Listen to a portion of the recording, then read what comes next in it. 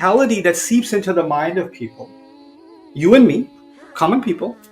What's that mentality? Well, what I'm doing is messed up, but there's way more messed up out there. Let me Google it. I can show you there's much worse people out there. There's people that are doing way worse than I am. What does that do? What is the reason for which this is done? One of the reasons for which this is done, very commonly, is that this way you get to feel good about yourself because you get to compare yourself to someone who's doing a lot worse than you are, right? And so Allah must be really angry. Then you have this calculus in your head. Allah must be really angry with them because they're doing so much more messed up stuff, which means the degree of Allah's anger with me by comparison has to be a lot less. So Allah is upset, but He's not that upset now, is He? So now you start diminishing Allah's displeasure and you start diminishing the fact that you are disobeying Allah. On Judgment Day, let's just fast forward, Judgment Day. I stand before Allah and hypothetically Allah asks me, why did you do this? I'm not going to say, where's that other guy? Ya Allah, before you ask me, ask him. He did so much more. And when you compare his record to mine, mine's going to feel like you should just give me VIP to Jannah right now. You should just hook me up right now. Compared to him, I might as well be a Sahabi. You know?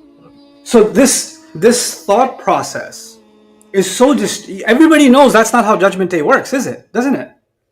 Allah is not going to say, open up your deeds and let's do a side-by-side comparison with the next person and then decide. That's not how Judgment Day works. But what does Shaitan feed you? Shaitan feeds you comparison in this life. Oh yeah, we're doing that, but so what? They're doing so much worse. They're doing so much worse. They're doing so much worse. Right? Never want to compare yourself to someone better. You always want to compare yourself to someone worse. Now let's take the flip side. That's also another misguidance. So what happens on the flip side? Shaitan comes to you and me and says, oh, you think you're praying? Just because you pray 5 times, do you think this counts? You know, there are people who pray, they pray so long, they pray Dhuhr so long, it's almost Asr time. And you hit and run. You're just, your salah is like 10 seconds. You think this counts for anything? Oh, just because you fasted in Ramadan, you think you're a good person? The people who recited, people recite Quran in, every 3 days they finish the entire Quran, and you don't even know how to read Fatiha properly. You think your recitation counts for something? Again, your good deeds are worthless because there are some people who do much better deeds than you. Right? Another kind of comparison, isn't it? And what does that do? What that does is, well, my good deeds, what are they for? I'm no Sahabi, I'm no Sheikh, I'm no Hafiz, I don't know this, I don't know that, I'm not that good, I'm so messed up, so my good deeds become worthless. So what does Shaitan do? On the one hand, your bad deeds aren't that bad. And you know what? Your good deeds, they're not that good. Right? Compared to others, they're not that good.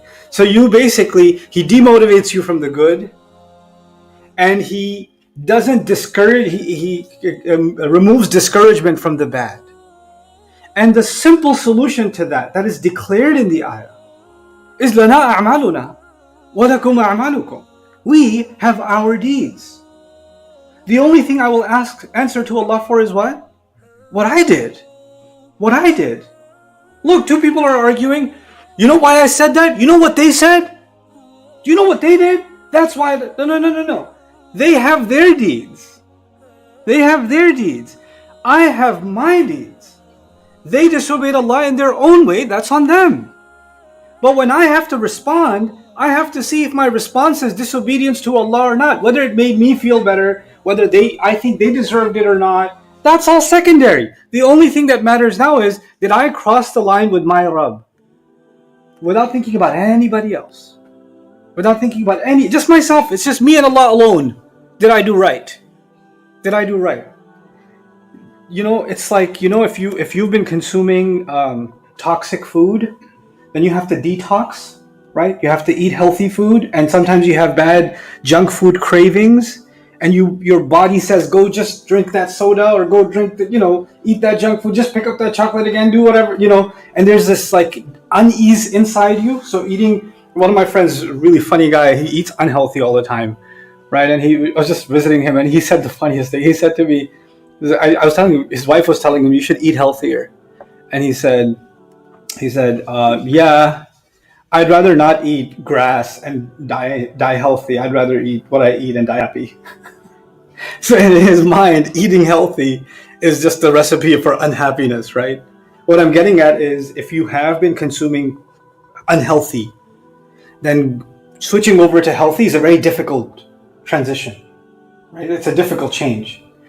Why am I bringing this up now? Because if you and I have been so accustomed to comparison, so accustomed to never even thinking about our actions in isolation from others, just what am I responsible for? Doesn't matter what somebody else says or thinks and what else they're doing.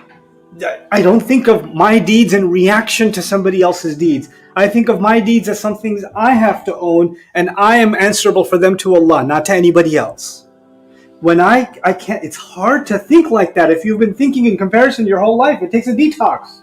It takes a while to get out of that system. And that's why not only did the messenger get told, لَنَا أَعْمَالُنَا وَلَكُمْ أَعْمَالُكُمْ, he was told, لَا حُجَّةَ بَيْنَنَا وَبَيْنَكُمْ. There is no case to be made between you and us. In other words, we can argue endlessly. There are people that want to hide in comparison. They can make arguments all the time. There's no winning an argument. There's no end to it. Because if somebody wants to justify their behavior one way or the other, then they can come up with one scenario, another scenario, and you can answer each of them, but the hujjah will never come to an end. And then some people's their whole purpose becomes proving somebody else wrong. If I can just prove them wrong, I've accomplished something. You don't have to prove anybody wrong. You just have to declare the truth. This is the justice that I've been given. I'm responsible for what I do. And you know what? My job isn't to prove you wrong. We don't have to keep debating endlessly. La hujjata baynana wa baynakum.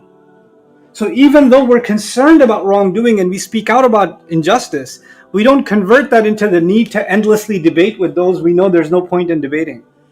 You make your point known, you make your reasons known, and then you don't live a life of just constant argumentation. You don't do that. La hujjata baynana wa baynakum. There's no room for a hujjah. Hujjah means an argument that is made that you can't make a counter argument after that. Like the final blow. There's no reason for us to struggle to finally pin the other one down with an argument, with a counter attack. لا حجة بيننا وبينكم لنا أعمالنا ولكم أعمالكم لا حجة بيننا وبينكم الله يجمع بيننا وإليه المصير. Allah will cause a union between us eventually.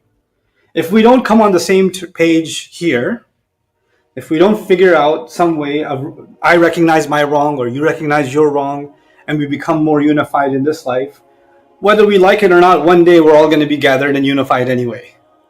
We're all going to be physically gathered on Judgment Day anyway.